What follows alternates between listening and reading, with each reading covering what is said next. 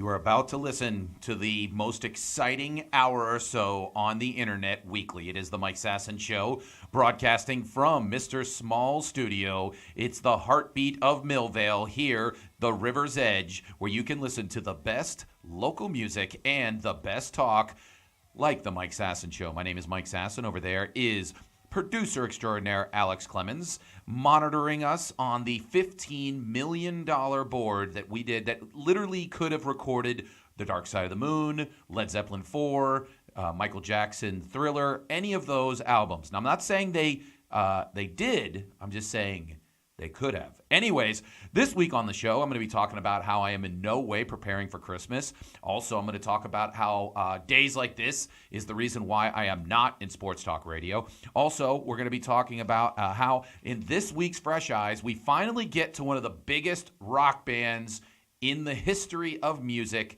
Yes, I have Alex watching some old Rolling Stones. It's going to be pretty cool there. I found some great clips from the 60s, 50 years since Beggar's Banquet and Sympathy for the Devil. So some real cool stuff. We're going to be watching that. Also, the fact that I have a picture of Mick Jagger's kid, and I swear to God, the kid looks like a doll. It's unbelievable that Mick Jagger, 75 years old, is a 2-year-old. You got to see this if you're watching on Facebook. Also, I'm going to going over why I admit the Oscars suck. But let's just be honest. Kevin Hart's an idiot, so we'll go over that. Also, people having sex on the pyramids, and Michelle Obama finally tells the truth about world leaders. Again, my name's Mike Sasson. You're listening to us on the River's Edge at www.riversedgepgh.com, where you listen to the best local music, the best talk. It's incredible. Also, you could be watching us on Facebook Live. Again, comment away if you want to become part of the show. And also, if you comment during the week. Again, we love when Alex's mom comments. We love it when everyone else comments, but especially Alex's mom, because I think it might be one of the few times that you honestly get to see a mother and daughter communicate just totally and completely with just refreshing honesty. So we're always a big fan of that.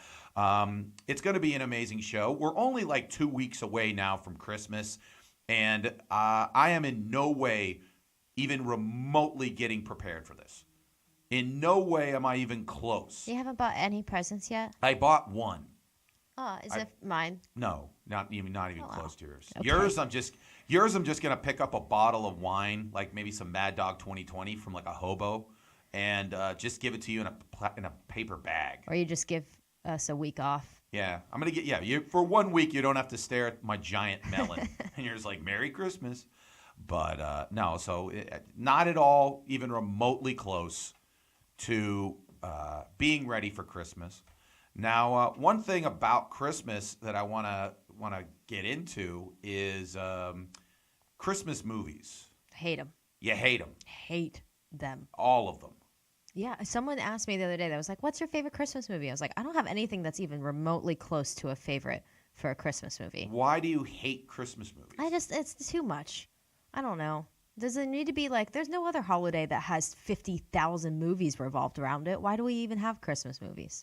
I don't know. I mean, I do believe that it's the granddaddy of all holidays. I just think that really, if we have Christmas movies, we should have like Easter movies too. I don't think it's fair to the other holidays. I'm just trying to stick up for those other ones. Well, I mean, Thanksgiving has planes, trains, and automobiles. What? Which is big time. That's John Candy, Steve Martin, one of the greatest road movies of all time. That was a good one. Easter, yeah, I would say the 10 Commandments. Pretty much that's the only Easter movie. Boo. New Year's Day has, I guess, movies. Oh, they movies. have those shit movies, like the ones that's like New Year's Eve, and there's Valentine's Day, and they have like 7 million famous actors and actresses. And they're all like intertwined in some stupid thing that sucks. The reason why I bring up the fact is there's a big debate. Have you ever seen the movie Die Hard? No. Okay. Die Hard with Bruce Willis. There's this big debate because the movie takes place on Christmas Eve. I think we've talked about this every year. Yeah, the fact that, but they've done Christmas tradition. Yeah, they've now done studies to where now they actually ask people, hey, do you think that Die Hard is a Christmas movie? Why can people not use their time for better things? Yeah, they didn't decide like anything else. But okay, so here's the deal. Overall, All adults, only 25% of adults think that Die Hard is a Christmas movie. Only 27. 25.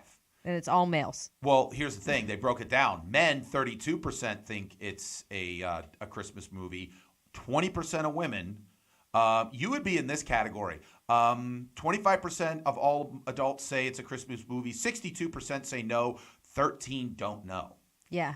So have you ever, I'd assume that you're one of the few people, I can imagine you being someone that when someone asks you, like someone calls you up and be like, hey, I was just wondering, do you think Die Hard's a Christmas movie? And you would just be like, I don't know. Yeah, exactly. I don't know. For most surveys, I think that would be my exact response. But I do give people like the time of day when they call me for surveys. Have you been part of any surveys? Yeah, I'm very nice.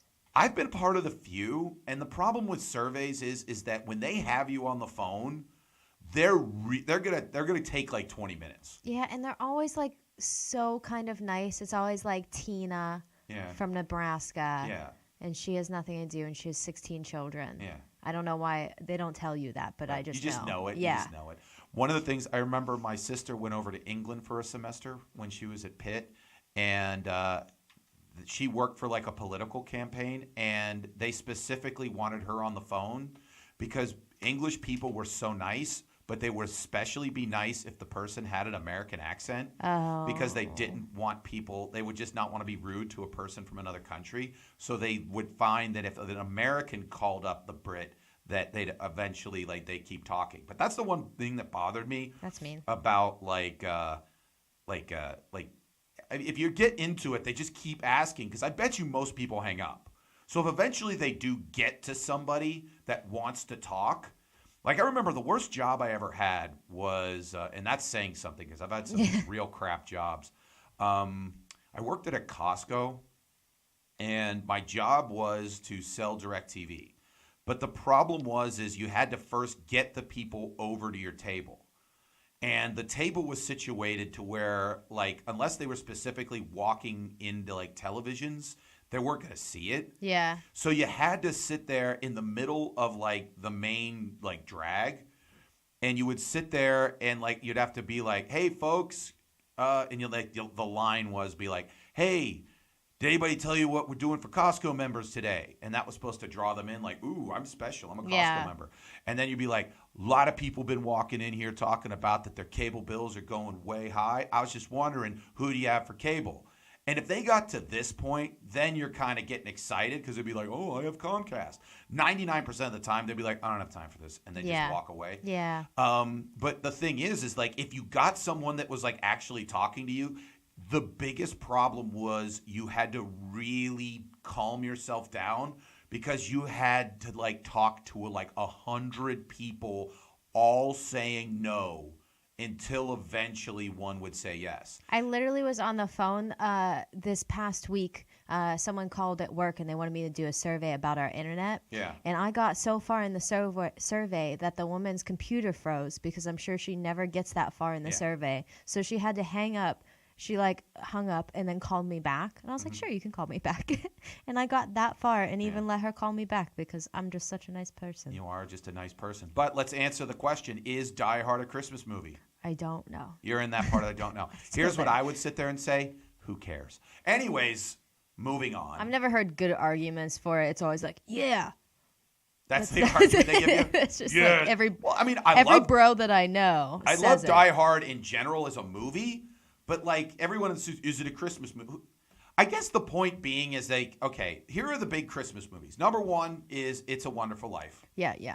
Which was, you know the story behind that it was a giant accident that became a Christmas movie. No. Okay, quickly. Okay. All right, I know. Quickly, says Mike Sasson. Yeah, I know. And it quickly means, like, I talk for 45 minutes.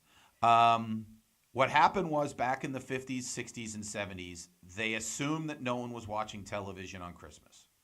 So they were just trying to put something on. Okay. This movie was, when it was released in theaters, not well received. Okay. But it had Jimmy Stewart in and it was directed by Frank Capra. So they were like, okay. And also, they had forgotten to copyright it. So essentially, no one had to pay for it. So they were just like, fine, screw it. It has Christmas themes, I guess. Put it on at Christmas. But they found out like 30 years later that no, a lot of people were watching television on Christmas. And it became like a holiday tradition to watch this movie. And the only reason why it became it is because no one had remembered to buy the rights so TV stations could play it for free. That's so stupid. Yeah, but that's Who, why. didn't come to work that day? There's so many. Okay, let's make it 3 consecutive weeks we talk about Van Halen. God damn. Yeah, the reason why is because I'll be honest, I'm reading a book about Van Halen. Again, I don't read a book about math or how to get Be a better better relationships. person. I read a book about Van Halen. Their original record deal was a terrible record deal. They only were making legitimately 5 cents of every dollar that was made on their albums. Ugh. They toured and sold 2 million copies of their debut album. And when they came back from a tour, Warner Brothers, their record label, told them that they owed Warner Brothers $1 million. No. That's how bad their record deal was. So they fired their manager and they hired their road manager, to be their new manager. Here was his plan. He kept sending legal documents to Warner Brothers because their contract, this is how bad it was, they had to make a record a year, every year, and they only made 5 cents for every dollar. And on top of that, they could, every 2 years, till the end of time, re-up the deal. Yeah. So what they did is he kept on sending documents, so much so that they just kept on looking and they forgot to renew the deal. And so after that, he was like, oh, yeah, by the way, February 1st was the day you were supposed to renew the deal. You didn't, so we're renegotiating. And then they got to renegotiate this monster deal because they did. So again, somebody probably could have just kept Van Halen, more or less working for peanuts for 30 years if someone had remembered on February 1st, I'm just making up the date, but February 1st to just re-up the deal. Damn. So again, that's why, same thing with It's a Wonderful Life. That's why that happens. Someone forgot to kind of do that. Ugh. Speaking of people that forgot to do something, the Steelers forgot last Sunday to actually try. Oh. And they lost to the Oakland Raiders, who were terrible. And the Raiders actually played terrible. But that's not my point. The point I have to make is I was on Sports Talk Radio for probably about a year or two. And people always come up to you when you say that you did Sports Talk Radio. And on days like today when the Steelers do what they did, they always say, oh, this must be the reason why you do Sports Talk Radio. My God, what an unbelievable. Days like today is what makes Sports Talk Radio really boring to do. Because there's no creativity in it. No. You're going to show up. Well, you're going to show up and you're just going to be like, Steelers lost. What do you think? And then 10,000 Yinzers are going to get on the, just, hi, she's that Chucky from Munhole. I need to fire Tomlin. All right, thank you, Chucky. Steve from Shady Side, what do you think? Oh, yeah, I think they should fire Mike Tomlin. All right, cool, thanks. This is Gladys from Blonde Ox. I think Mike Tomlin's a nice guy. All right, 3 hours of that. Yeah. I remember when I was on the air at the Fan, I was on the air when they traded Santonio Holmes. Oh, damn. And all I did for 3 hours was just answer texts by people just going, yeah, I think it's a good deal. No, I think it's a bad deal. No, I think it's a good deal. The funner times was when there was nothing going on and you actually you could make stuff up. Right. Or you could be more creative. But now this is boring. Yeah. I remember one time the Penguins lost in the playoffs. And the program director sent an edict out that said no one is allowed to talk about anything but the Penguins. And so every show was forced to talk for 3 hours about the Penguins. Mm. And you're just sitting there going this stinks. Yeah. But that's that's one of the things that kind of makes you people ask me sometimes, why is it that you didn't send out more demo? I never applied for another job in Sports Talk Radio. And the reason why was because of days like this. It would just suck your soul out. I couldn't imagine still liking sports if I was in Sports Talk Radio. I think that a lot of things do that. My job is very depressing on days like today because, one, it's cold. Mm-hmm. So people are already depressed walking into the store. Or you ask them how they are, and they just say cold. Uh-huh. And then they follow that up with, oh, the Steelers suck. Do you have any shirts about the Steelers sucking? Yeah. No, we don't. Yeah. Go home. Yeah. By the way, you should have shirts that be like Tomlin sucks or something like that. You'd sell out that. It would probably hurt your chances of when. See, that's the thing about I view sports as just like any other piece of entertainment. Like, well, people will sit there and they'll like get mad, like, oh, can you believe that call? I'm just like, yeah, whatever.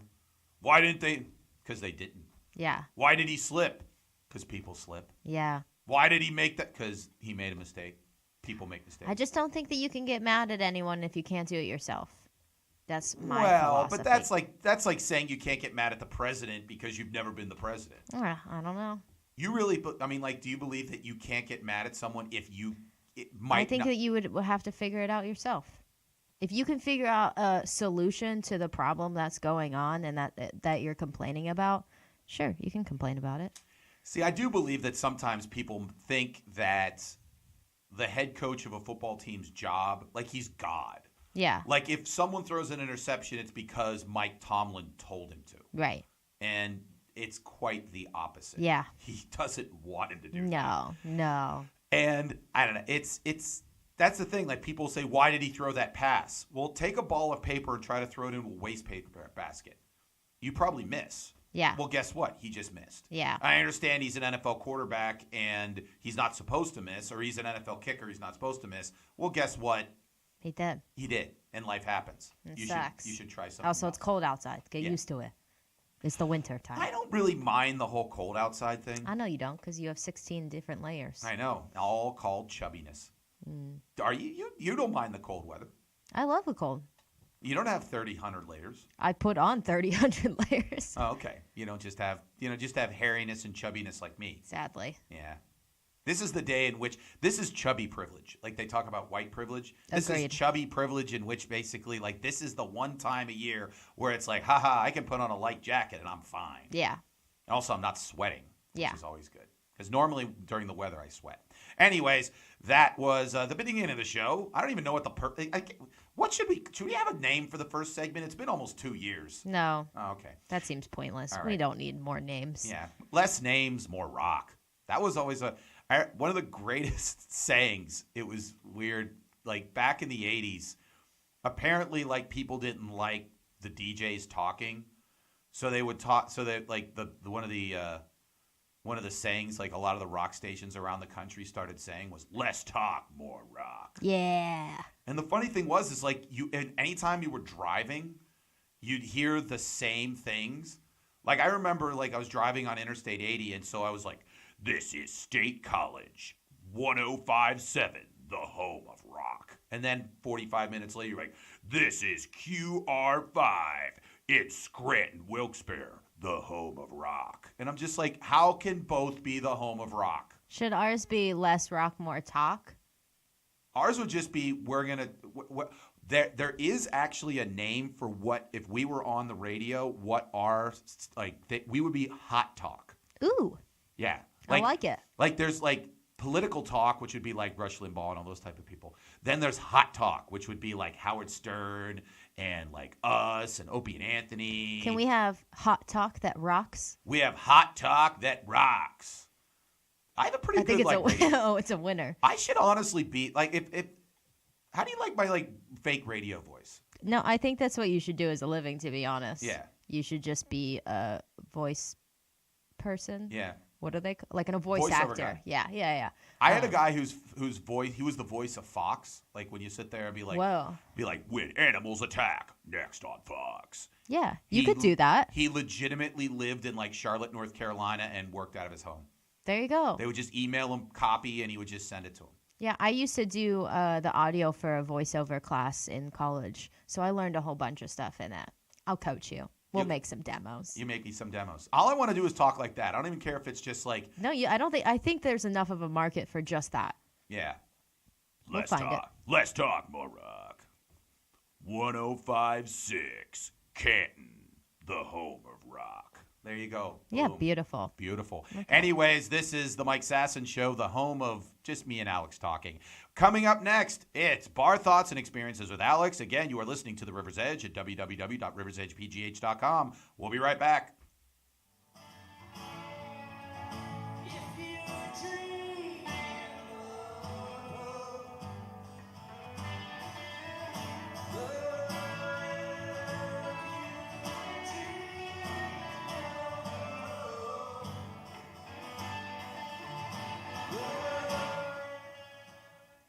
It is the Mike Sasson Show. Thank you very much for everyone watching. And again, make sure that you comment below. We'll be responding to every comment, no matter how silly, at the end of the show. Also, if you like comedy and you like to laugh, this Friday, I'm going to be with the We Got Next guys out in Pittsburgh. I will get the address later on when I read it.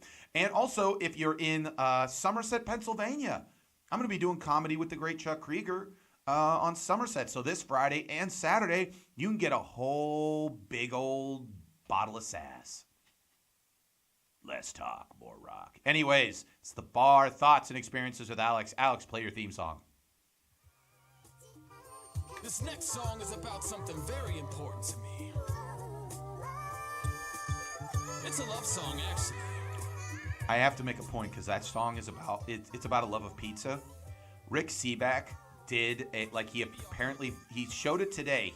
There's apparently like this Detroit style pizza that was in like Smallman Gallery. Now they have a shop here in Millvale, and I wanted to go and find it and bring us all pizza today. Us all, the two of us. But yeah, they're closed on Mondays, which Rick clearly should have mentioned that. Yeah, for real. What yeah, are you doing, don't take Rick a picture Seaback? of beautiful pizza and then be like, oh, by the way, you can't go and get this right now. I know what you're talking about, though, because my coworkers got it last week.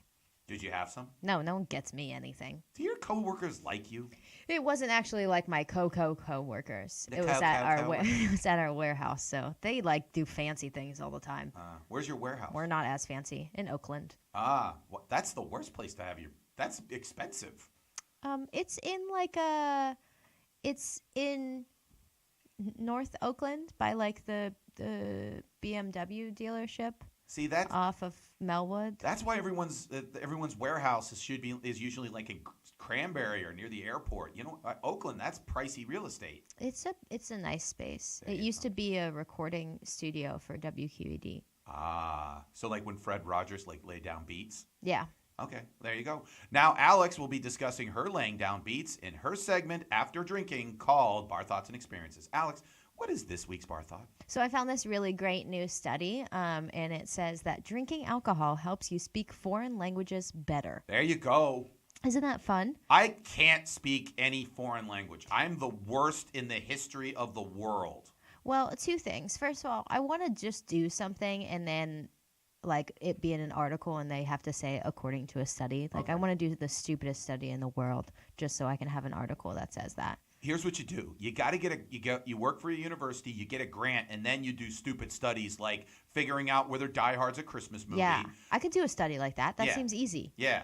I don't even have to all I have to do is like call people up. I don't have to do what these people did. This was like a legitimate study where they had two focus groups Okay. and one of them drank. But it's just a very small amount of alcohol. Okay. Like I think they said like half a pint or something like that. Boo. Yeah.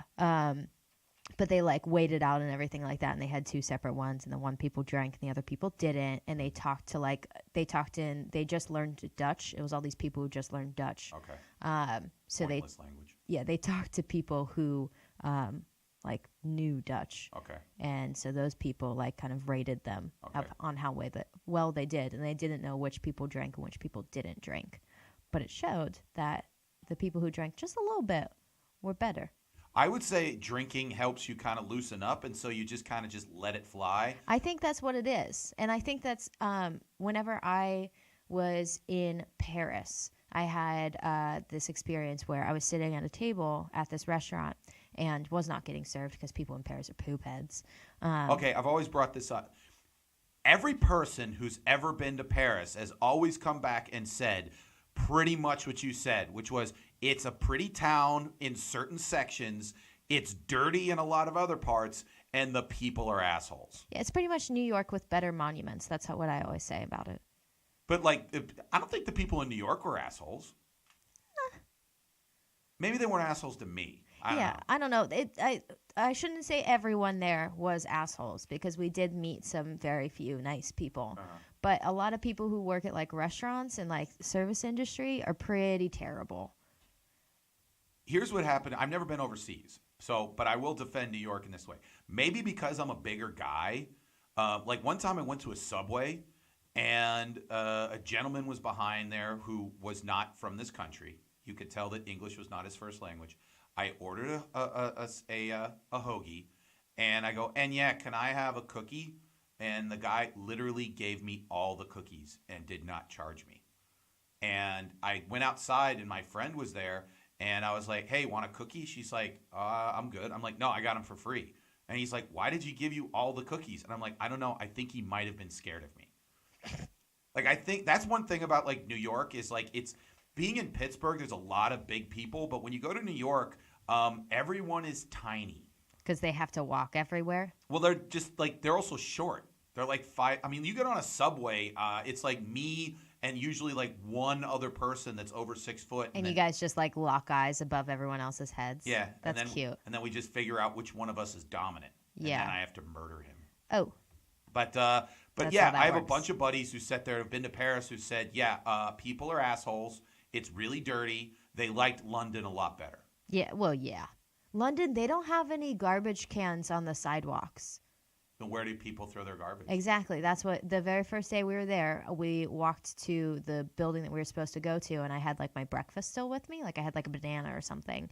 And I was trying to find a garbage can on my way there, and there was no garbage can. So when we got there, I asked the person, I was like, where do you guys throw your garbage away like when you're walking on the street? And they're like, we don't. We just wait until we get where we're going. They don't have trash cans because people are just polite. They would consider it rude to throw garbage away in a garbage can? Or just like anywhere. I guess they just don't want to have something that could like be not pretty on the street, you know? There you go. But anyways, I was in Paris once at this restaurant, and there was people next to us, and they were from Germany. And I know very, very, very, very few German words and phrases. Yep. But I had been drinking, so I thought that would be a perfect time to test out all of the phrases that I knew. And they were very proud of me. Oh, there you go. Because I told them I wasn't very good at it. And I said, these are the phrases I know. Like, was machst du in deiner Freizeit? What's that is? What's that is? What is that? You can't speak English. Yeah, I can't even speak English. What do you do in your free time? Ah. I always have to say, ich bin tanzen. I don't know if that's correct, but that's dancing. Okay. That's the only one I learned whenever I was in high school. Was that your language in high school, German? And then I took Spanish in college, just for funsies. I was the worst. I was an idiot and still am. I only took 2 years of language in high school because that's all you needed to take in high school to graduate. But then I went to the University of Connecticut, and the University of Connecticut said, hey, if you take 3 years of language in high school, you've passed through and don't have to take it in college. Yeah, that was a stupid move by me because I didn't have to take like one Spanish class. In order to get my Spanish language requirement to get my degree, I had to take 4 Spanish classes. Okay, which I don't understand how 4 college Spanish classes equal 1 Spanish 3 class in high school, but whatever. But the thing is because I was lazy, I waited to the last summer of my senior year, and I took them all in a row. And so it started out with like Spanish 1, which is like hola and all that kind of stuff. By Spanish 4, legitimately, the teacher walks in the room, says, hello, my name is Mrs. Gutierrez. These are the last words in English that are allowed to be spoken in this room. And then she went straight into Spanish. Oh, my God. Yeah. In college, I only had to take like 2 Spanish classes in order to graduate. And I took the first one. And then I tried taking the second one at Point Park. But the teacher did that same thing. Didn't even say anything in English. Walked in, talked in Spanish for 25 minutes. And then was like, okay, we'll see you next week. Make sure your stuff is completed. I was like, I don't even know what you're talking about. What do you do? And so I took it at CCAC instead. Because it's much easier. Yeah, I should have done that because I could have done that too. They could have said, "Oh, you just take it back in Pittsburgh." But we sang songs in that Spanish class. Yeah, I really should have. They should have sang something. But so I'm in that Spanish 4 class. I go visit my teacher, and by the way, whenever I went to the teacher for like professor like office time, I was in trouble. I only did it like 3 times in the history of my college, and I went there and I went to the lady. I'm like, yeah, I'm not doing real well. And they're like, and she's like, yeah, you're not. And I'm like, what'd I get on my last test? She's like, 10 out of like 100. I'm like, ooh, that's not good. No. And I'm like, I can't fail this. And she kind of looked at me and she goes, well, we're not supposed to tell anybody because like then people would kind of slack off. But people who take all 4, pretty much if you show up every day, we're going to at least give you a C. Oh, that's nice because they know you can't learn that many things in that short amount of time. Yeah, they pretty much, because I think they said when they first started the program and had 4 people, like 90% of the people were failing. And so they were like, they were like, okay, unless they're completely blowing us off, we're going to do that. And it is funny because like I became the king of Spanglish. I'd be like, donde es tu bathroom baño, and to get time, cuantos años, and she just was like, Michael, you would get an A in Spanglish. And I'm just like, well, that's something, I guess. Yeah. But then at the end of the whole thing, I sit there and I go, what would I have to do if I wanted to make Spanish my minor? And she goes, take one more class and do a semester abroad. That's how much Spanish I took in college. And I know donde es tu baño, cuantos años tus chicas, which is how old are the girls, Montequila, which is disgusting. butter, cervezas, which is beer. So I know how to go to the bathroom, how to pick up girls, and where and how in beer. ¿Qué hora es? What time is it? Yeah. Tu nombre. ¿Dónde está? Yeah. Tu nombre. That kind of stuff. We're the worst at We're Spanish really good. ever. We should have done this all in a different accent. We should have done the entire like show in Spanish for the last 2 years. And then not told anyone why we were doing it until the very last show. There you go. That would have been a fun. That'd have been a fun podcast. But we would have for had to people drink follow. so that we are slightly better at it.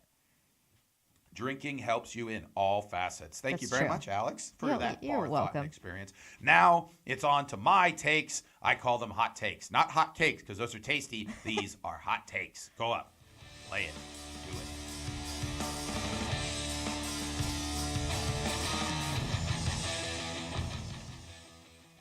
Alex, we've gone over several times on this show how I think A, award shows are stupid, and B, especially the Oscars are stupid. Yep. Okay. Like, I hate all award shows. Like, for instance, this past weekend, they gave the Heisman Trophy to the quarterback from Oklahoma. I'm a huge sports fan. I don't care. I didn't watch it because, again, awards are stupid. But the Oscars have been making a bit of news this past week because last week they announced that Kevin Hart was going to be the host of the Oscars. And I basically said, oh, okay, that's a thing. And but the problem is that eventually they went through his old tweets. Oh.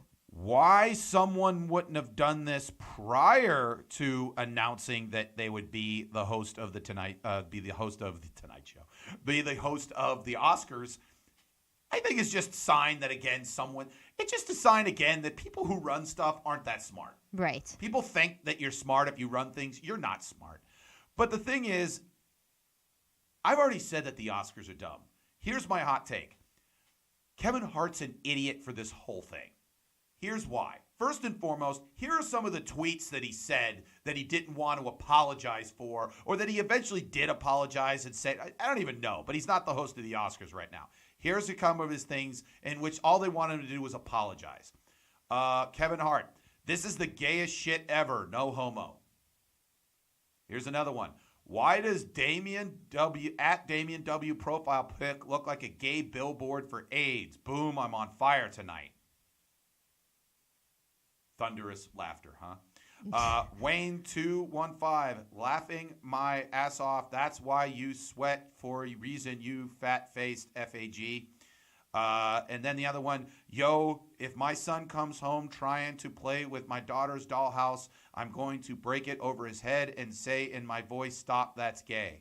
Well, I like how he says say in my voice like he would say it any other way. Yeah. Like what? What are you saying? Here, I don't know. So first off, why he's an idiot. That's not funny. Nowhere in any of those things was any part of that even remotely funny.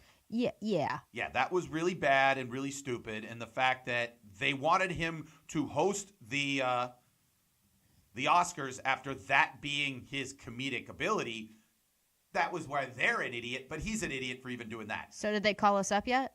Who, the Oscars? Yeah. Would you even do that? Would you even host the Oscars I would be really upset if you did, to be honest. At this point in my career, I would host the Oscars. Yeah, but I would hate you forever. Why? Because you would be such a hypocrite. I You would can't only be a hate them hypocrite so if much. I would only be a hypocrite if I stood up in front of them all and I acted like, "Hey, everybody, isn't this the greatest night of the year?" If I sat there and went, "Okay, this is stupid. This show's too long. Best foreign, cartoon. Your award is outside in the John. Let's move this up. Thank you very much. Actor, actress. Boom, boom. They Best wouldn't let you picture, do and then we that. get out of here." They wouldn't let you do that. At this point, they would, because I don't know if anyone else wants to do it. So first off, that's why Kevin Hart's an idiot for doing those jokes. Second off, why he's an idiot is, what was his point of doing this? Yeah. He's already a movie star. Movie stars don't do this. Yeah. Comedians who want bigger exposure. What else do people not go to Kevin Hart movies?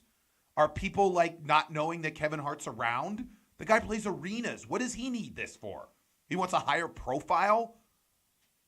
He has a show now. Have you seen it? No. He, I know he has a show, but I've not seen it. Yeah, he 'cause has I a refuse show to watch anything with where Kevin he Hart in it. takes different celebrities out to new different fitness things. It's Stupid. well, yeah, most of them are stupid. I don't really. His voice annoys me after about 3 seconds. I know. And he's also, isn't he a host of a game show that looks like American Gladiators and stuff like that? I did not know that. Yeah, he has a pay lot of attention stuff. too Him and much. The Rock are both trying to be overexposed The by the Rock end of definitely has that game show. Yeah, I the saw Titan that. games. Yeah. And that every Sunday night on NFL football, they go next on January 5th, you're going to watch the Titan games. And I'm just like, no, The Rock, I am not going to watch the Titan games. This is stupid. I will watch actual sports. Why, or just, I don't understand why they have to have multiple of those shows. They already have that American Ninja Warriors stuff. The whole point of, I guess, of the Titan games is they find people with inspiring stories, and then they cute. run through bold, That's exactly how the other one is. They have all these inspiring bullshit stories. I don't want inspiring stories. And they wear stupid outfits. I want the Running Man from Arnold Schwarzenegger, where they take convicts and then people run through mazes, and then if they can get through the mazes and not get murdered, then they get to be free. Jesus. That's what the Running Man is. That's a lot. You got to watch more Schwarzenegger movies. I feel like I'm okay. Have I've you ever gotten watched through a this full far. Schwarzenegger movie? What's that one with he's in the preschool? Kindergarten Cop? Yeah, yeah, I think that's the only one. You got to watch more. I was telling this to the great Osha Dwyer, who we've had on the show. Yeah. We were making fun of Schwarzenegger, and I'm like, Osha, have you ever seen Commando? And obviously, no, she's not seen Commando. And people were like, I don't think Osha would watch Commando. I go, Osha, you can watch it if you treat it like what it is, a black comedy. It's so ridiculous. I love Schwarzenegger movies so much. I'm really glad that the only one I've ever seen is Kindergarten Cop. It makes me proud. I want someday for you just to binge watch every Schwarzenegger movie. You'll just be inspired to be you'll do push-ups all day and learn not to speak languages. You know, I'm really changing my life around, trying to get into what other people like. So maybe that'll be the next thing. Here's what Commando is about. Alyssa Don't Milano. ruin it for me. I'm just gonna tell you the plot. Alyssa Milano is his daughter. They look alike. Sure. Yeah, these people capture her, and then he has to go get her. Oh my God! Like every other movie in the world. Yeah, it's Taken, only way more violent. Oh, good. Yeah, because that my was favorite thing. Yeah, because that was the problem with Taken. It wasn't violent enough. No. Any more reasons why is Kevin Hart an idiot? He's short. Yeah, he is. He's insanely short. Yeah. I'm not talking about he's 5'10". I'm talking he's there's a problem short. He was malnourished as a child short. So yeah, that's another thing. He's my height. Yeah, but he's a grown man, and you're Did you know that Jimmy Fallon is 6 foot? I don't know why I told you that, but You've got to be tall to be a talk show host.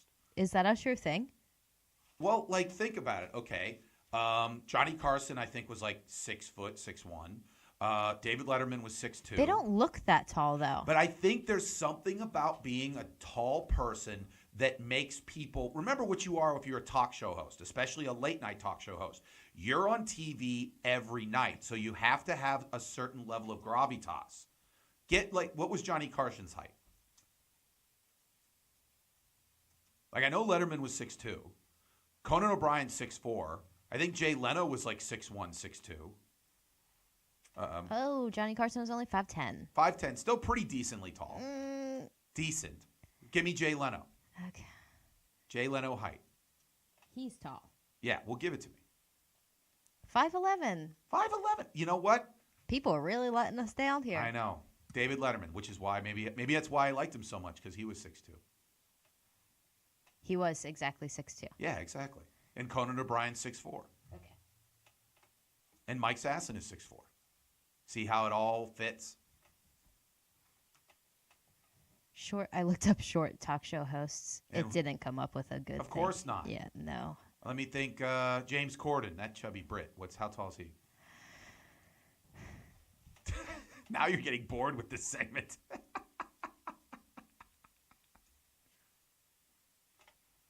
Ooh, height and weight. Okay. Oh, why'd they give his weight? That's not fair. Ooh, he's only 5'8". See, that's why I hate him. I've never watched his show, James. I think it sucks. Thank you. Watch him on it. Wait. This says our TV celebrities do not have to be that tall, yet sometimes someone like Conan O'Brien or Trevor Noah comes along. Nevertheless, it's not weird to have men with James Corden's height of 5 feet 8 inches. He does not look particularly tall either, so it's no surprise. That was a stupid line. People are stupid. I'm What's sorry Trevor Noah's for height? even reading that. I apologize. Trevor Noah. How tall is that person? You realize how far away this is from me? I don't know. I don't have a sense of depth. Now it knows what I'm looking up. 5'11". I think you have to be around 5'10" or 5'11". But seriously, no 5'4". To be 5'4". good. Kevin Hart's John like what? Stewart. 5? See, I never thought of him as a talk show host. I always think of him as like kind of like a fake newscaster. Yeah, because he's only 5'7", so.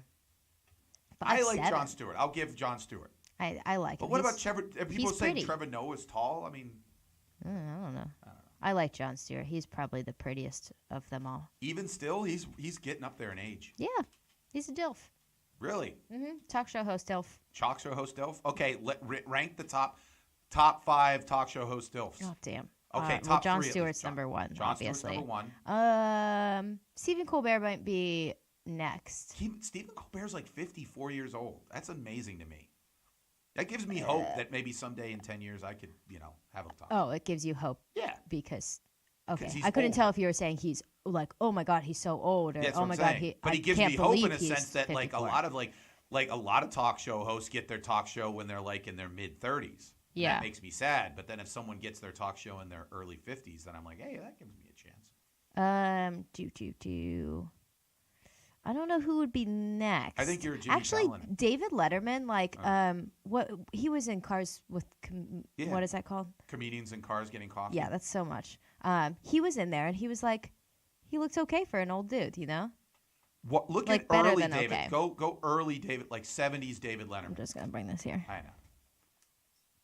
That's always one thing. Like, we're going to get to eventually the Rolling Stones thing. I wanted to get your take on what these guys look like when they were in their 20s, because now they're in their mid 70s. See, I think I like him better as an old person. Really? You think he got more gravitas, but then he got a little Yeah, more? I think it's his hair Uh-huh. when he's a young person, even though his hair is kind of similar now. He definitely had a 70s fro. Yeah, it was like a really just a bad haircut They forever. said that Dave back in the day could really pile up the women because, again, he was just kind of like the cool, funny guy kind of dude. David Letterman's the guy who did the Netflix thing too, right? Yeah. Like recently. Uh-huh. He looks really good in there because he's like wearing cute little glasses, like old man glasses Yeah. and stuff, and Also has lost a nice lot suit. of weight. Like, he's real thin. Yeah. Yeah, there you go. But okay, so I he's don't even number remember 3. my hot takes. Yeah, What are we even doing anymore? yeah, I don't even know. I mean, I'm sure this is super interesting for people listening and watching because they can't even see the pictures. Or Actually, anything. the funny thing about it is like I'm actually in front of me. I'm watching the Facebook live feed. We've gone from like 6 viewers down to 2. So that's pretty much always around this time, I think. Everyone's like, okay, what are they even talking about anymore? like I was pretty pumped. I saw like 6, 8. Like I'm like, How hey, did we the- get up. We See, get up there. I think we just need to put little alerts when we talk about certain things. Uh-huh. Like, oh, Alex is talking about her top DILFs in this category, Yeah. and then people would start listening. Well, that's the whole point of like the segments is we know that like 90% of this show is just me and Alex just screwing around. Then we eventually kind of edit it down to like, here's the stuff you really want to watch. Yeah. That's the whole point This of the is show. going to be it. There you go. We're going to list the top 3 DILF talk show hosts. There you go. That's next week's show. The whole show. That's the whole show. Whole show's be 10 minutes long. Anyways, that was hot takes or something that looked like it. Anyways, we're going to take a little break, and when we come back, we're going to be Fresh Eyes, the Rolling Stones. For the first time, Alex is going to watch young Mick Jagger. Think what she thinks of her. Anyway, it's got to be great. It's the River's Edge, www.riversedgepgh.com. We'll be right back. You told me you'd nothing to say, but I wrote it down. I know you. I love your song. Your song choice. You're like, what is this? Anyways, we probably met the person. We're just like, oh, we're real big fans, and then we listen to the music. Like, what? Oh my God, that's sad. Yeah. Anyway, so this week, a very special Fresh Eyes on the River's Edge, www.riversedgepgh.com. Thank you for listening. Thank you for supporting. Every week, I ask Alex to watch something from the past, and I try to get her take on it. Because, again, now this week actually could be my Fresh Eyes, because I actually had never seen these. So we'll both talk about it. But I thought about this because this past week was the 50th anniversary of Beggar's Banquet, which was one of the biggest Rolling Stone albums of all time, because it really signaled to them that they were changing and becoming a little darker and a little bit more like modern and a little less cutesy. And they talk about that it was the first time that a rock band showed that you could have a second act, that you just weren't the one-trick pony and then kind of that was fizzled out. So that's why this week on Fresh Eyes, it's the Rolling Stones. Play the song, Alex.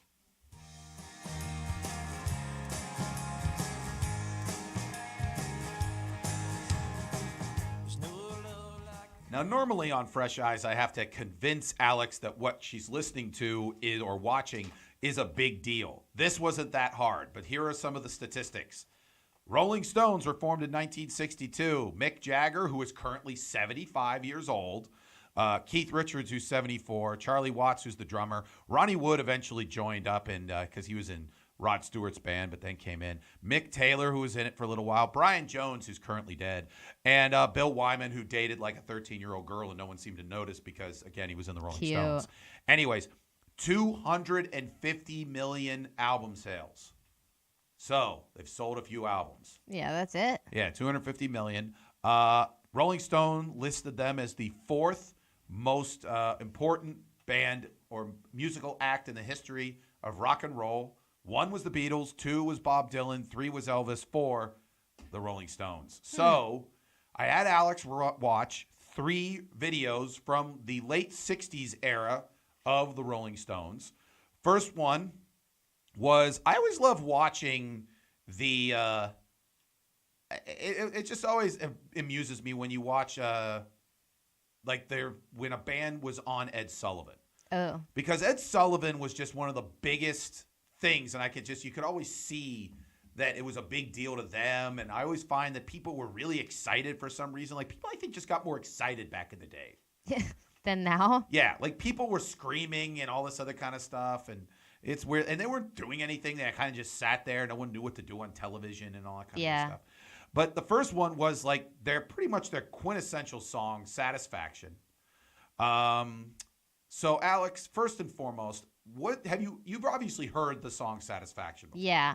Had you ever seen this performance? I have not. Okay. What were some of your takeaways watching 1966 Rolling Stones? I think it was, well, first of all, I should have watched these in the opposite order. Okay. Because this was the last one that I watched. Okay. So to me, it looked like they borrowed their like dance clothes, to like look professional on the Ed Sullivan Show.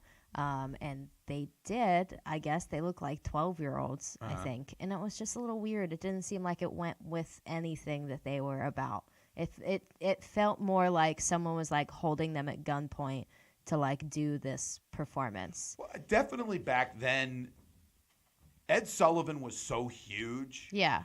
That they could really like the famous story is like they had their song "Let's Spend Tonight Together." Yeah, and they had to change. Yeah, they had to change it, and but they could do that because it was such an amazingly large platform. Yeah. So yeah, they were definitely like told by their management, okay, dress appropriately, sing your song, and remember at the time, This song was not played on regular radio because it was too suggestive. Yeah. Because it was like, what do you mean you can't get any satisfaction? That's one thing about like modern songs as opposed, like back in the 60s, they had to allude to something. Right. Now it's just like, yeah, I'm gonna eat ass. You know, like that's the song. And Yeah. like they play it during bar mitzvahs. But back then it was just like, I can't get no satisfaction. Wink, wink. I'm talking about sex, but I can't say it because it's 1966. But I agree that they were very restrained. You could tell. Well, first off, the only thing is like you could tell Mick Jagger was looking into the camera, trying to convey something. Yeah, and you could tell kind of like halfway or like towards the end of the song, like he almost like gets into like his crazy like little movements that he does and like makes it a little bit more sexual, but then he like brings himself back. Yeah.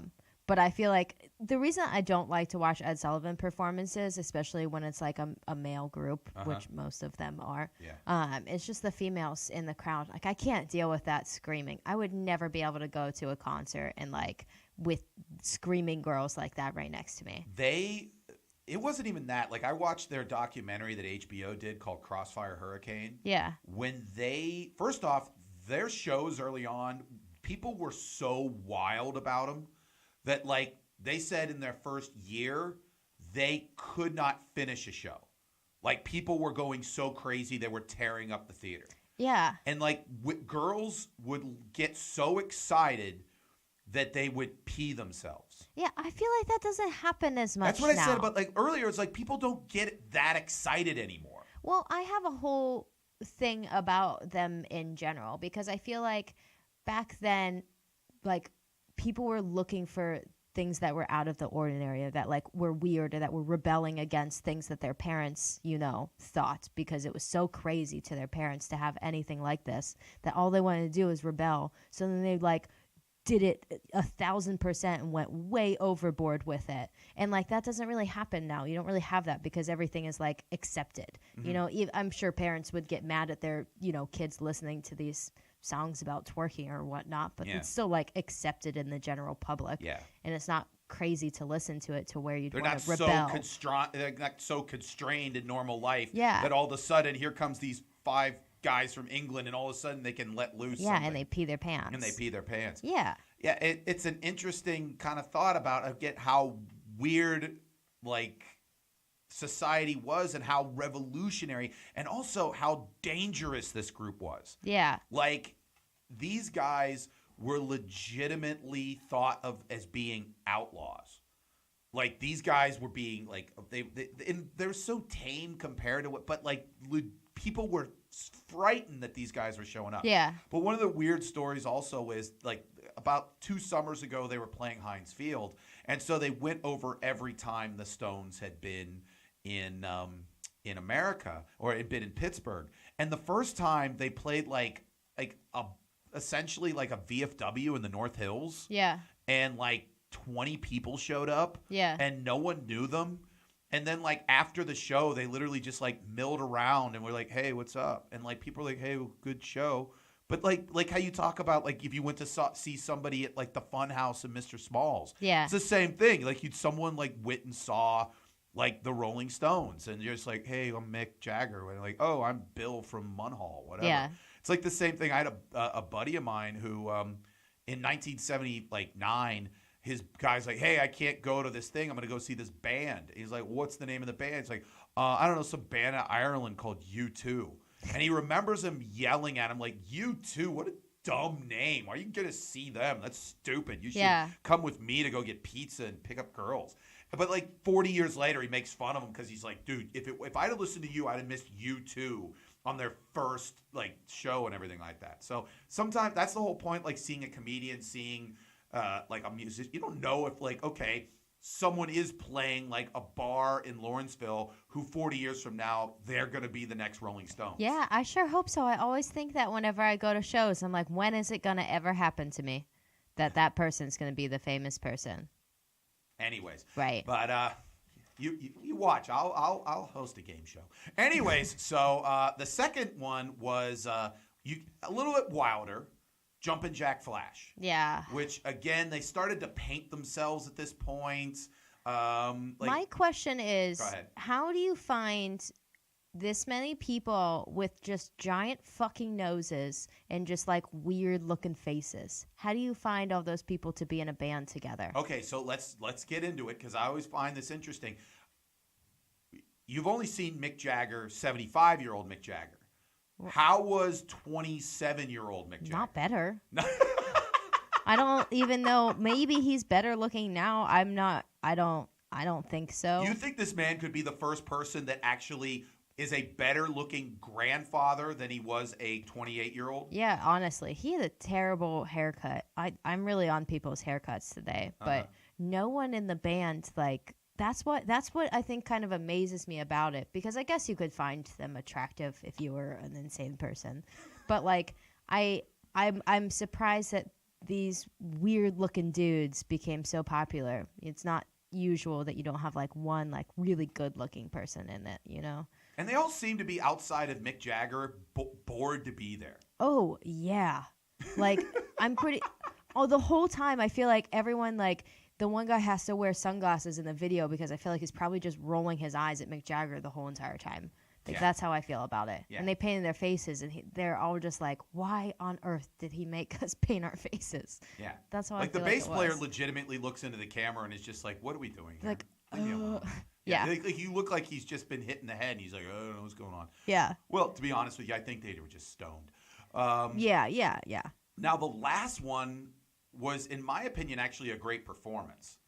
And because it was so Do you weird. mean an insanely weird performance? Yeah, it was for Sympathy for the Devil, and it was from their famous rock and roll movie called The Rolling Stones Rock and Roll Circus, which they actually shot in December of 1968, so 50 years ago.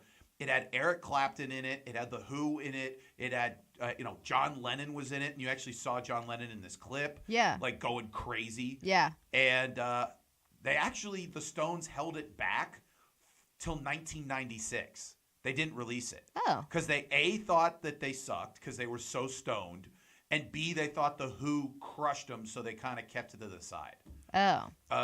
In this video, I was like, I saw John Lennon. I was like, wow, they really got a good person to play John Lennon. You like, thought they got a great John Lennon no, or just like impersonator? someone like that just looked like him, and they're like, we'll throw him in the video. He kind of looks like John Lennon. And I was like, oh, wait, no, that's totally actually him.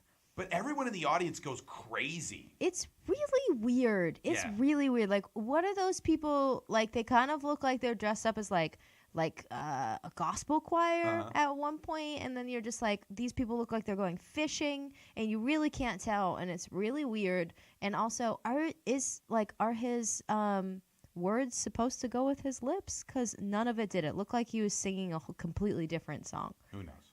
But I thought it was a cool performance because he just went nuts. Because then he took off He did go nuts. He took off his shirt and someone painted a picture of Satan on his chest. Oh, that wasn't like, I guess that wasn't legitimately there. I didn't realize that. I don't know what his chest looks like. No, he still does not have a picture of Satan on his chest. I'm not looking at 75-year-old Mick Jagger's chest, so. Do you imagine if you met him, you're like, hey, do you still have a picture of Satan Hey, on let me your see. chest? Take off your shirt real fast. Can He'd probably you do it. reenact that video for me? That's another reason why they said they held it back, is just they were so zonked out on drugs.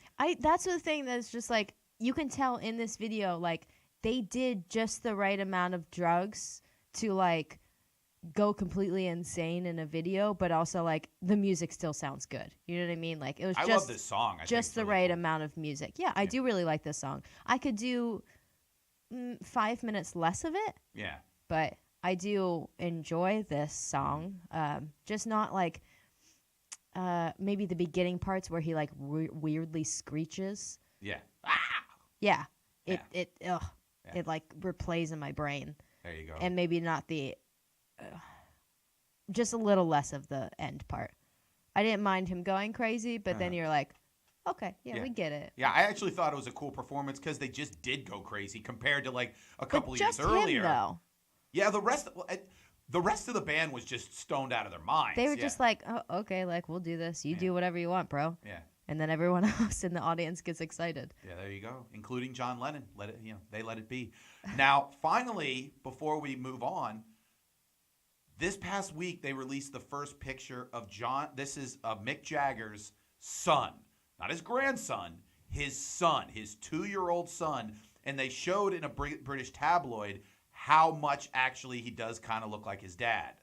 Fresh eyes, how's the kid look? Beautiful. Who did he have a child with? A model. Okay, that makes sense. It does. His child does look like a straight up doll. Yeah, like I thought he looked fake, and then I found other pictures. Like, no, that's what his kid looks like. Like his lips are the most perfect things I've ever seen. Yes. I wonder how he'll grow up. Probably Crazy. very wealthy because his dad's Mick Jagger, which is why Mick Jagger. That's the other thing. He's 75 years old. He's touring this summer. The Stones are playing stadiums this summer. You would think you'd want to spend time with your kid, you know, if you're Since it's probably almost dying. Yeah, it's 75 years old. That's one thing they said about they did a 60 Minutes about their last big tour. They have to go and perform almost a third of the dates just to make up for how much money they spend to put the shows on, because they have jets and they fly like their entire families and all this other kind of stuff. But the one thing that's most expensive is the insurance because of their age. Oh my God. Because people are just like, yeah, we have to invest in all of this to like have planes and all this kind of stuff. Your lead singer's 75 years old. Yeah, maybe. I don't know. That you should be more like Bob Dylan and not say a whole word during your set. You actually saw Bob Dylan recently. Yeah. We didn't talk about this. He didn't say a single word. Okay. At all. Okay. He came out exactly at 8 o'clock. He didn't have anyone open for him. Came out exactly 8 o'clock. Played for, I think, maybe like an hour and a half-ish. And then left. Did he sing at least? Oh, he sang. It was not good. You could not...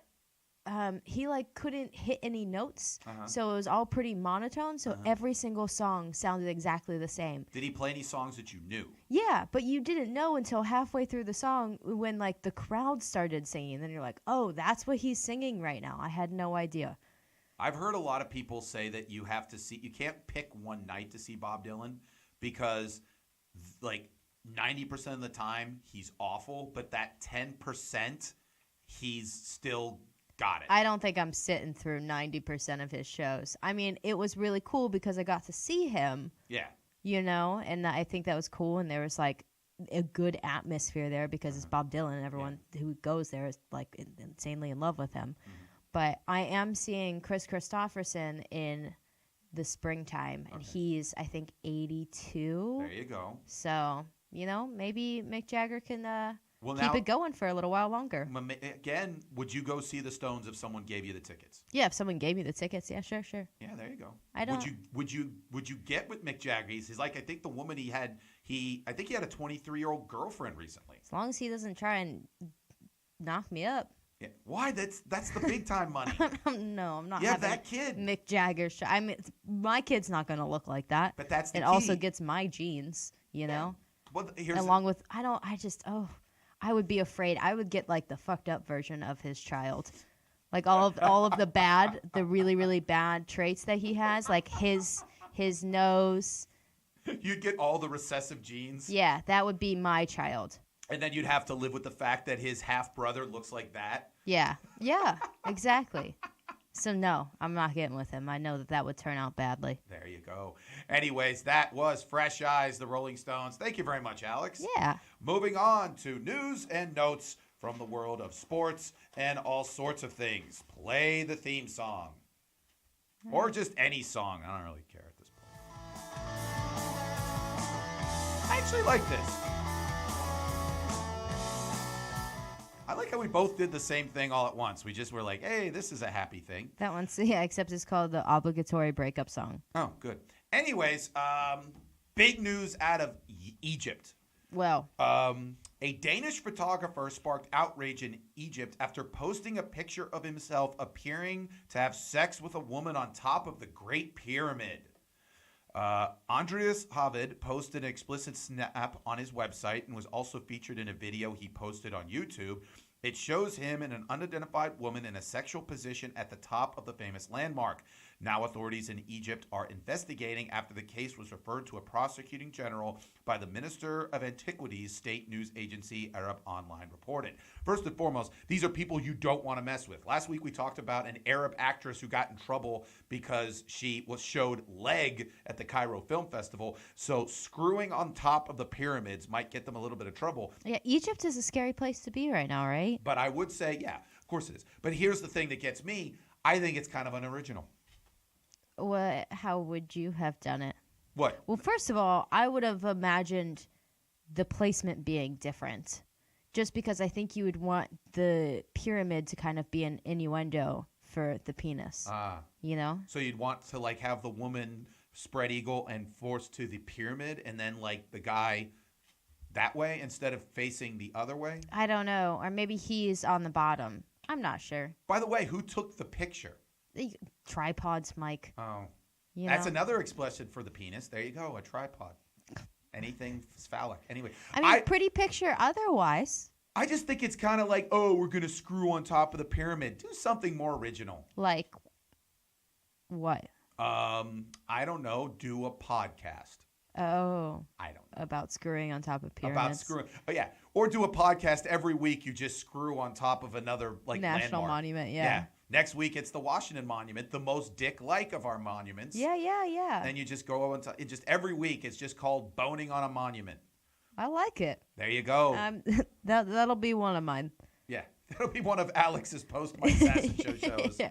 When I'm going real downhill, that'll be the one that I pick up. Would you pick a new man every week and then interview him while he's having sex with you?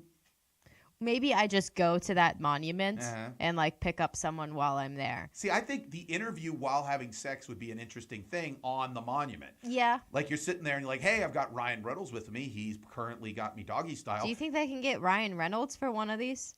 If it ultimately is publicity, If then it sure, takes you're a off. talk show host. Okay. Yeah. People need to like promote movies. That's just what happens. Now moving on. You have talked about on several occasions that you and your sister fight over the spoon for the cookie dough during the holiday season. Yeah, we anytime we make icing or anything that involves us using our mixer, we always take like the little like mixing thingy guys and we get them. Anyways, but the CDC says, Clemens sisters, you're playing with fire because according to the CDC, say no to raw cookie dough. Hasn't this always been a thing? Yeah, it says making cookies this holiday season. Officials have warned people not to eat the raw cookie dough. The Centers for Disease Control and Prevention says raw cookie dough can contain bacteria that causes illness such as E. coli and salmonella, which could be potentially life-threatening. In 2016, E. coli outbreaks linked to raw cookie dough sickened 63 people.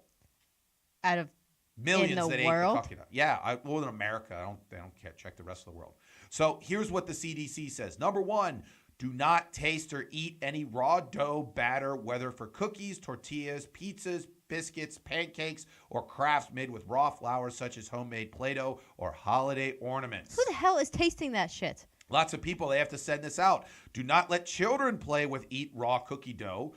Bake or cook raw cookie dough. Follow the recipe on the package direction for cooking on baking proper temperature for the specific time.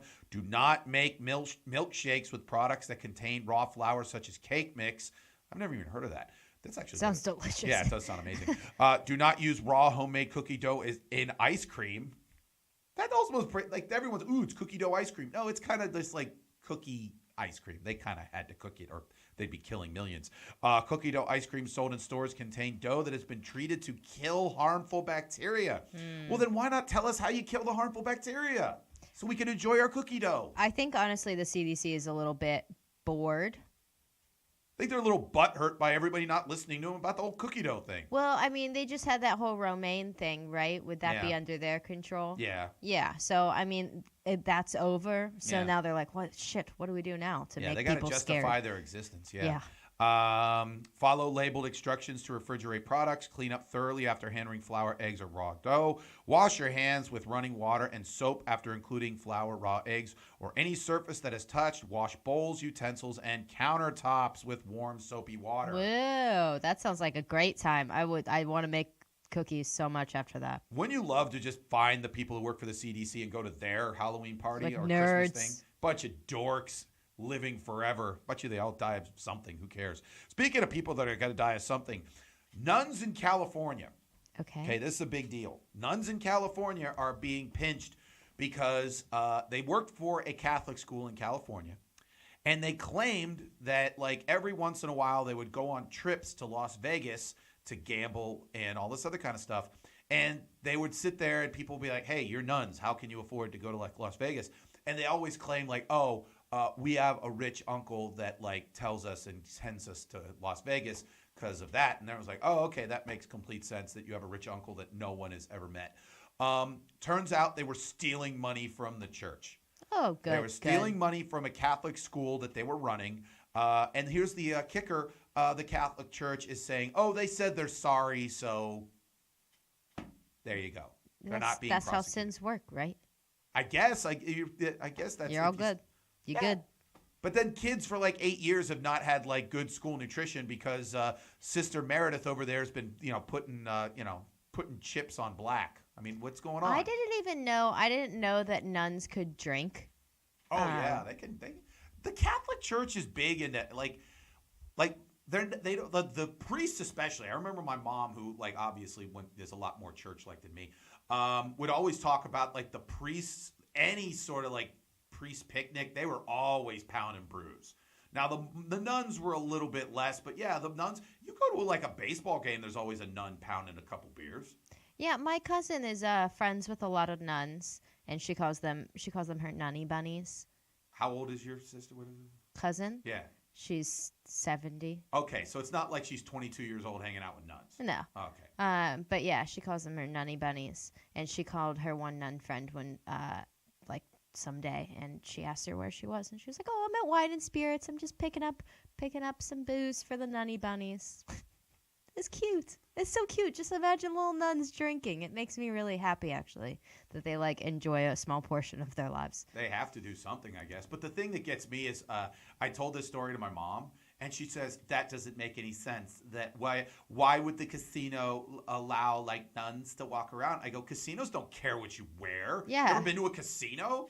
She's like, what do you mean? They're like, I go to I think this proves my mom's never been to a casino. Yeah. Because like if you go to any casino, it's no holds barred. No. Pretty much if you're wearing pants, they'll take your money.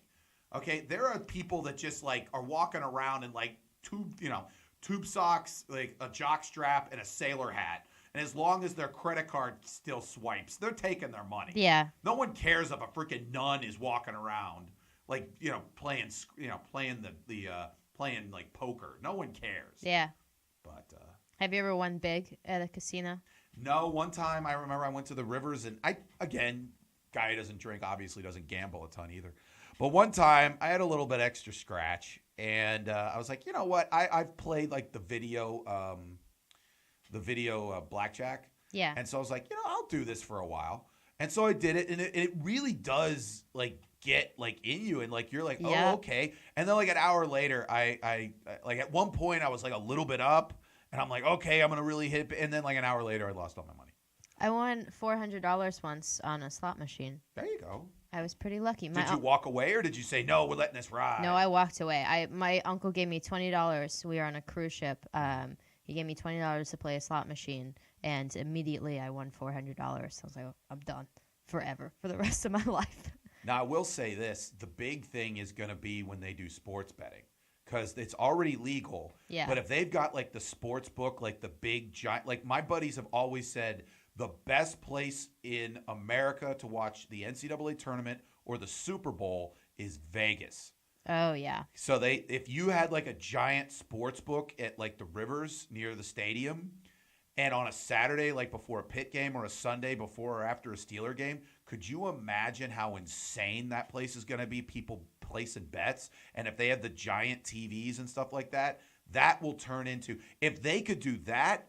And then also, according to what I understand, they are looking to add a hotel. Once they do that, they'll be able to have 24-hour alcohol. Oh, damn. All the Yunzers going to be broke.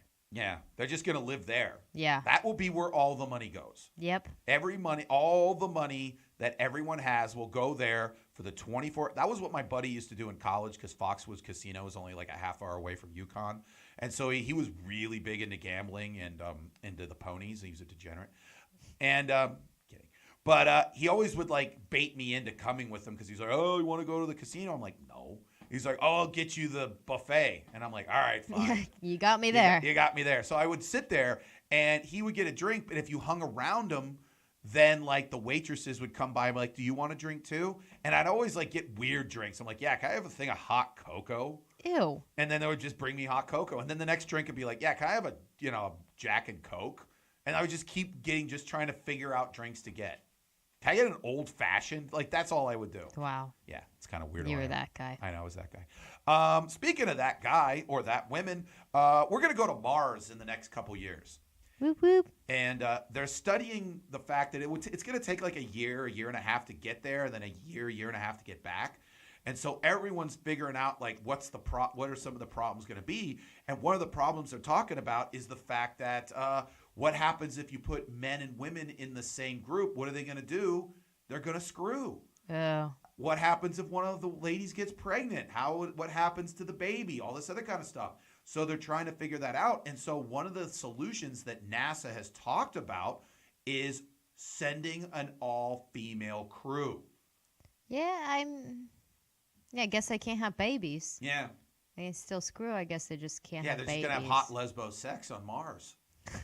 That'd be pretty cool. That's really what the guy was thinking. He's like, let's make this a point that, like, we bring up this issue about people having babies on the spaceship so we can have a full lesbian crew go to Mars. Yeah. Because that's my fantasy. Yeah. And then all of a sudden, all the dudes from NASA are just sitting there looking at that big screen that they all stand there, and it's just hot lesbo action. And they're like, we made a good decision here. Yeah, we made such a good. The other thing that they said is one of the reasons why it can't be an all-guy crew is they feel that over the long term, the guys would get competitive with each other. Oh, and the women won't get competitive or dramatic? That's one of the things I said when I read this. I'm like, okay, this is clearly written by a person who's never met women. The fact that it seems like it seems like a person who's scared of women, who is like, whatever I say, women are going to come back and be like, you know? So if you and like 5 other women were on a spaceship for 5 years, for a year, you would be in simpatico the whole time. I would not do that. I don't think I would want to be around that many females for that long of amount of time. Yeah. Because what if you just hate one of them? Now all of a sudden you're in a tube for a year. I mean, it's just, I don't think that I could do it. I don't think I'd get along with them that well. Unless they're like really cool, awesome ladies.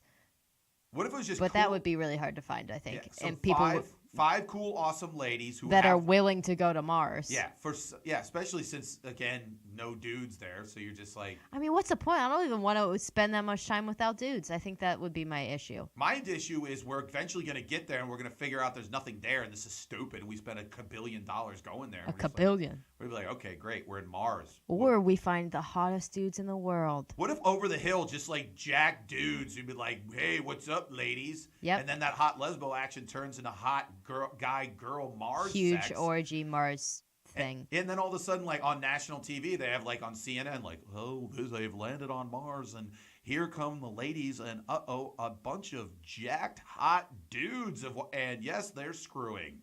And then all of a sudden, everybody's like watching in school and stuff like that because like the teacher's like, you're watching this because this is history. This is history. And then everyone's just hot screwing.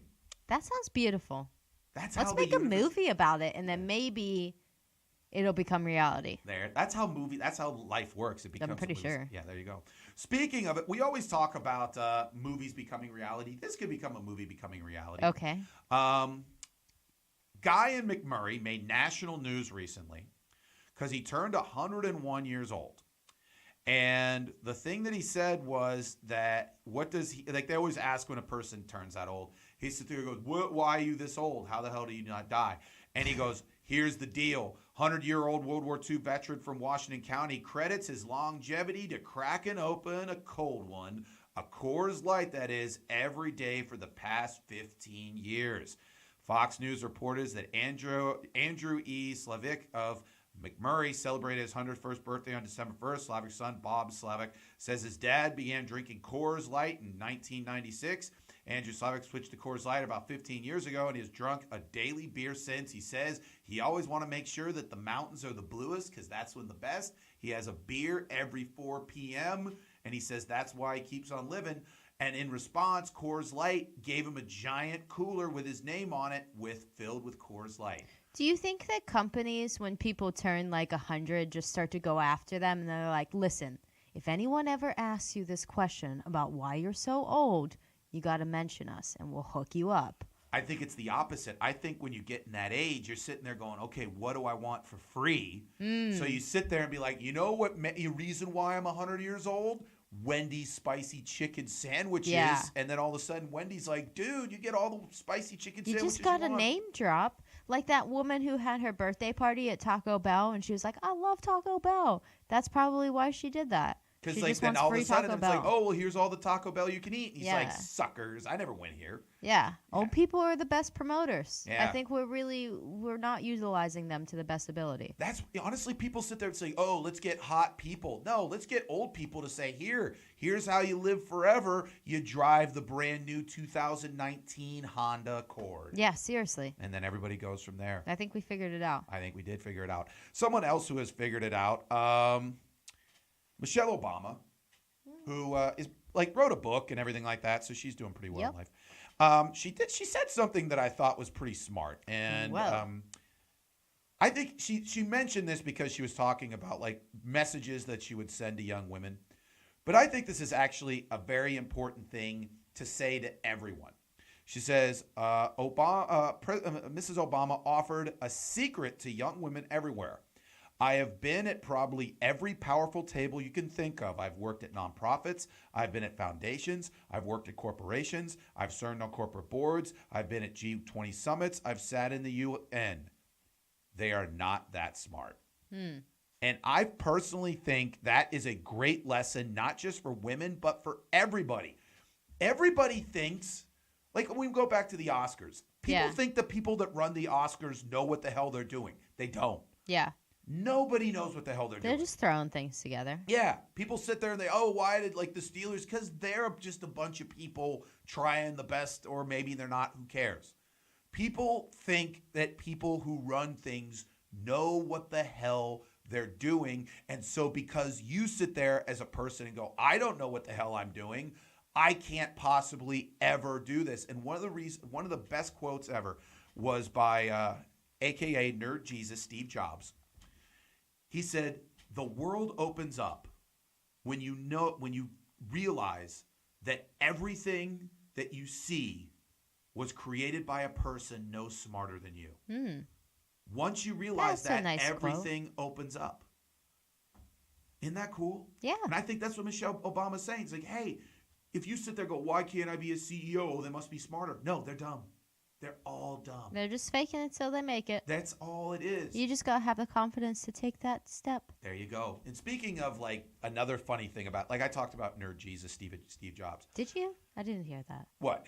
I'm kidding. Go ahead. Okay. So, like Chris Rock put on his Instagram a quote that said, the problem is smart people sound crazy to dumb people.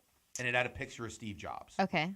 And so what would you assume if there's a picture of Steve Jobs with that quote? That Steve Jobs said it. Right. He didn't say it. Yeah. So you go through like all the quotes, and if it's like, great quote, love the quote. Everyone thinks great quote. Wow, super quote. Thanks for sharing. And then one person goes, he didn't say that. Yeah. And then like another person's like, what? They're like, no, he didn't say that. And I kind of looked at it. So I put the quote into Google. Turns out Stephen Hawking said it. Oh, can't do that. So here's what I think is the future for me. I want every great quote and just have a picture of me.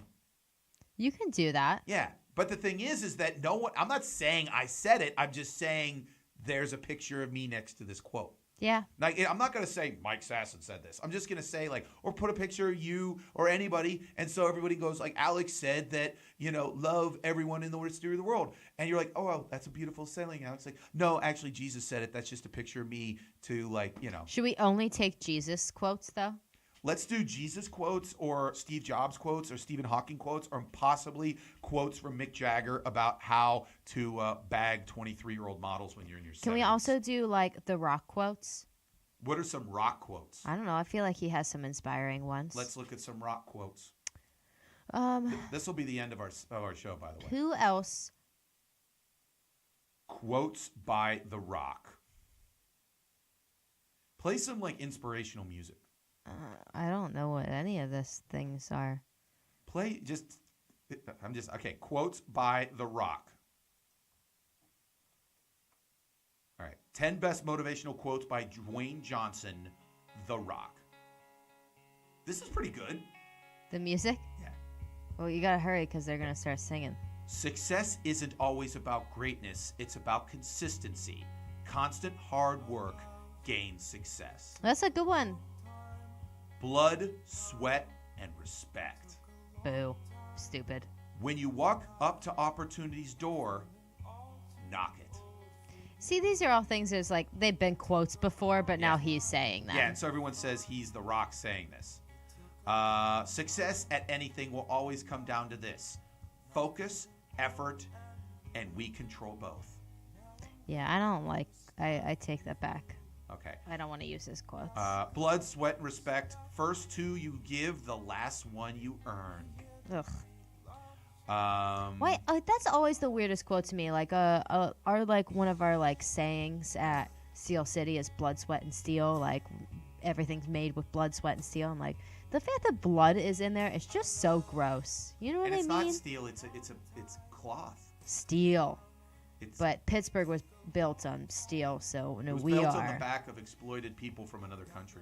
Anyways, But it's weird that blood is in there. I know. Blood, sweat, and respect. Kiss one time did a comic book in which they put their real blood in the ink. Ew. I know, and it sold well.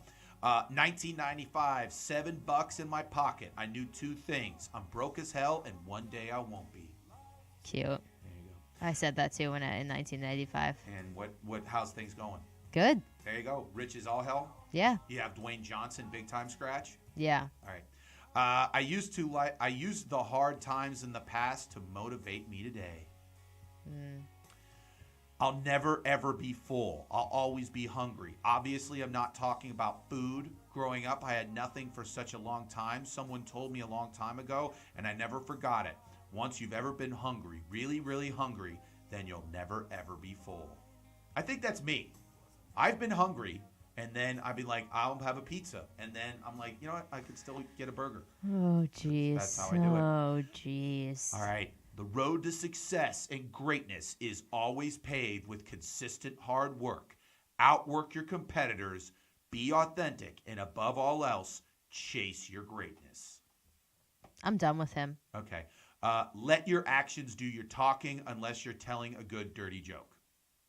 What? I don't think he said that. With drive and a bit of talent, you can move mountains. No, you can't.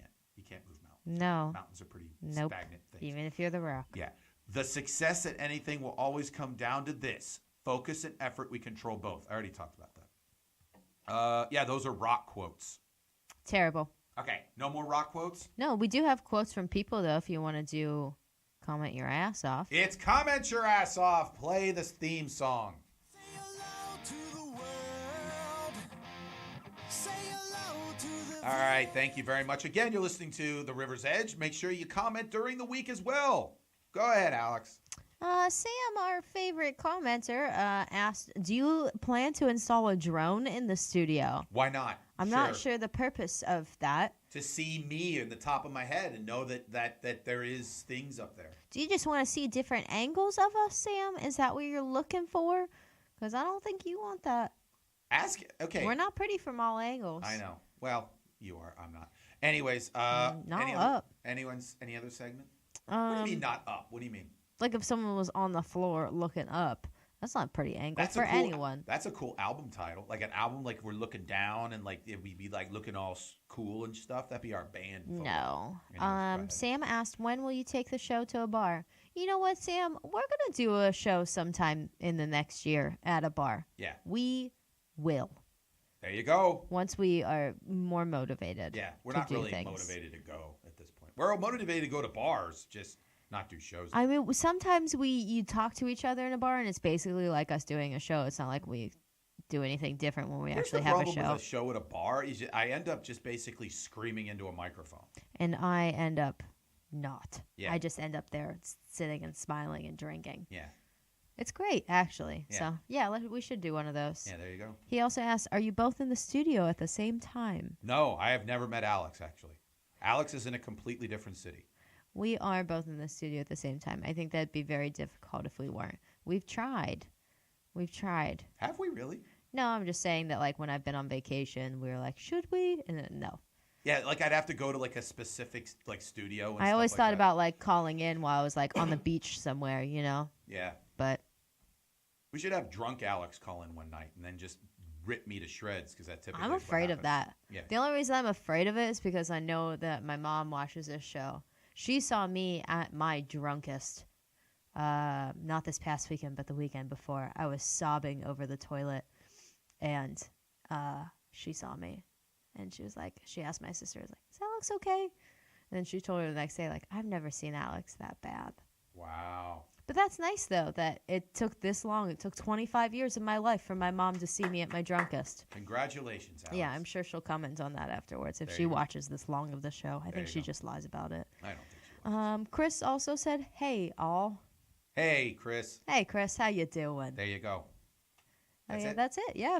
Hey, thank you very much to Alex. Thank you very much to everyone who keeps supporting the show. And hey, if you ever want to see me do stand-up, this Friday at Bella Notte on 1914 Pelham Avenue, Oh. it's a slice of comedy. It's me, Joey Purse, Tim Ross, Harry Gilliland, Andres O'Rourke, and Trey McDonough, hosted by Joey Welsh. It's going to be a lot of fun. It's from the We Got Next comedy group called A Slice of Comedy. Again, this Friday, 8 p.m. at Bella Notte in the Strip, which is pizza, which I'm a big fan of that. And then Saturday, if you're going to be at Sullivan's Bar and Restaurant in Somerset, right on Route 1, Steel City Comedy Tour, I'm going to be working with the great Chuck Krieger. Looking forward to that. And Joey Welsh is going to be hosting that one as well. So that's going to be great. Again, for tickets, call 814-443-2741. And if you want tickets to the other one, just show up. Anyways, it is the Mike Sasson Show. You can see me at either one of those locations this weekend. We're going to have one more show in before Christmas. And then we'll take the week off because it's the Lord's week. Yes. Looking forward to. I'm not even looking forward to Christmas. I'm just looking forward to the time off, and I'm not even talking about. I'm just looking forward to sleep. I'm looking forward, for Christmas to be over. Yeah, there you go. Anyways, it's the Mike Sasson Show. Thank you again, Alex. We'll see you next week. Bye.